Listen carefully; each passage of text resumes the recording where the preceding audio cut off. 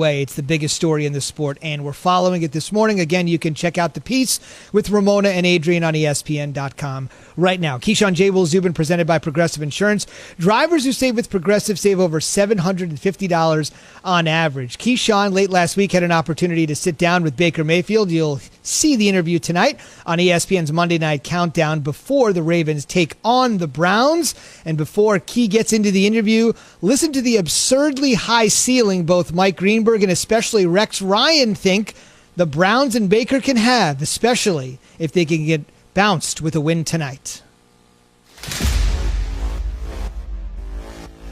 To be 9-3 and to be on your way to making the playoffs is in and of itself an accomplishment. Well, if they get this Baker Mayfield, shoot, they can win it all.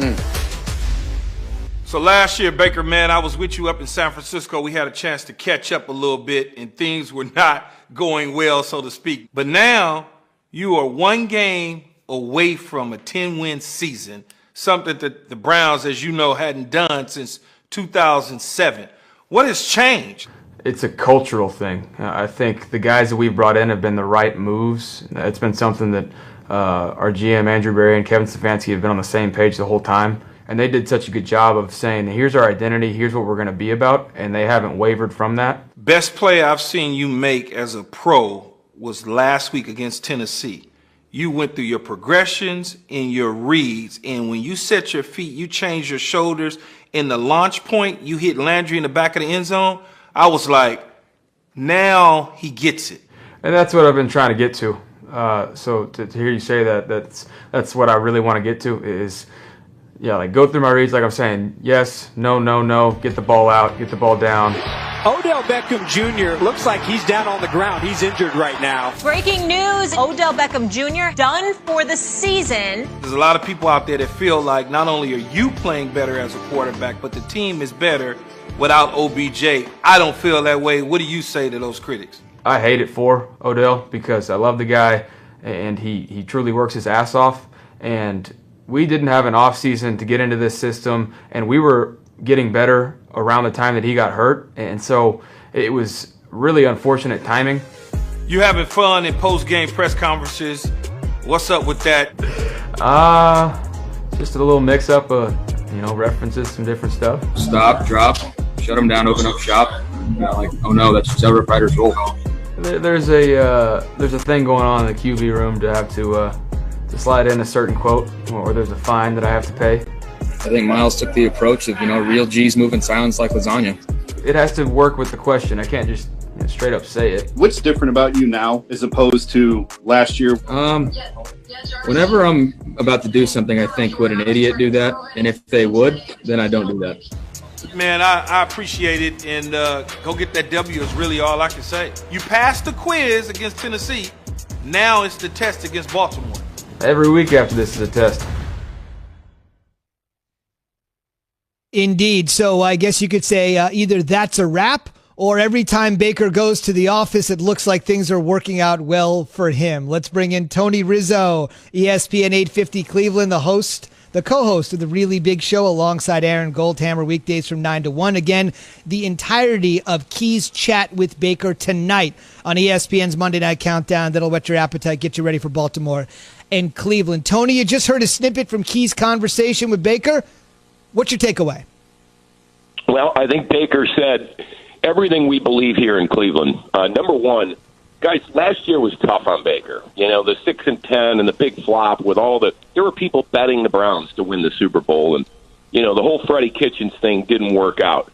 He had to come in with a new attitude. He had to work on footwork. He had a lot of work to do. You're seeing finally he's starting to get it. It's his third offensive system in 3 years, and 12 weeks in, he looks like a different quarterback. Tony, is this the biggest game tonight in Baker's entire career? They all are moving forward, Key. I feel like, yes, it is, because if the Browns get to 10 wins, it'll be hard to keep them out of the playoffs.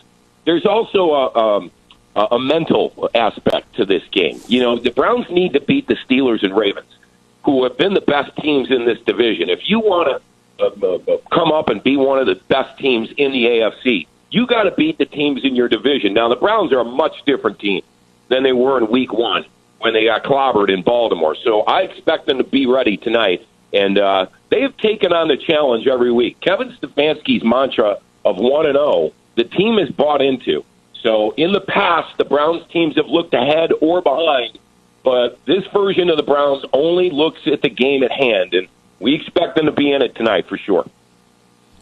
What's the talk like in Cleveland around this Monday night matchup against the Ravens amongst the Cleveland Brown fans? Well, Browns fans are going crazy. You know, there's a whole group of Browns fans, 35 and under, that have never seen this team in the playoffs, and they're all very excited. The problem is, guys, we're only allowed 12,000 in the ball yard tonight, which, you know, kind of dampers things. There's also a curfew in Cleveland from 10 to 5 a.m., so the bars have to close down because otherwise, man, the city would be rocking tonight. Tony, if Baker continues to play well, how will this impact his future with the Browns? Well, I think the Browns are going to pick up his fifth-year option. I think they're pretty confident that that's going to happen. And I think they want to get a look at him, guys, for 2 years. They want to see him this year. They'll pick up his option. He'll be here next year. And then if the Browns go to the playoffs in successive years, I think you'd see Baker get that contract. He's playing better than he ever has right now. What the Browns want to see is, can he keep it up? Can he be consistent? He's shown flashes here or there. Now, he had a couple weather games where he wasn't really able to do that because of the circumstances, but lately he's been playing great, and I think, as Alex Van Pelt, the OC, said, I think the arrow's pointing up. All right, Tony, let's switch gears for 1 second to some baseball. The Cleveland Baseball Club is expected to make a huge announcement today that the team will no longer go by the Indians. What was your reaction when you saw the news last night? Well, I wasn't surprised. This has been something that's been talked about for a while. It's been rumored to happen. Guys, I don't think it's going to happen this year. I think much like the Washington football team, the Indians will drop their nickname, but they'll wait a year to decide what the new nickname will be. I'm sure there are a lot of opinions here in Cleveland as what it should be. Maybe we call them the Cleveland Keys. Hey, let me ask you this, Tony. How do you think the fan base will react to today with the really big show moving to 9 Eastern? Well, I think there'll be some people disappointed losing the old logo. They were disappointed. There were some people disappointed when they took away Chief Wahoo. But, guys, the times are changing, and, you know, we have so many more problems in society today. The nickname of a sports team is kind of silly when you think about it. I think everybody here will roll with it eventually. And I applaud the Indians for doing this, getting out in front of it before, you know, somebody came down and said they had to do it. The Dolan ownership had talked about this for a while, and I think people will be excited about it. All I know is in Monday Night Football tonight, we got the Ravens in Cleveland. That's what everybody's going to be talking about. Tony, thank you.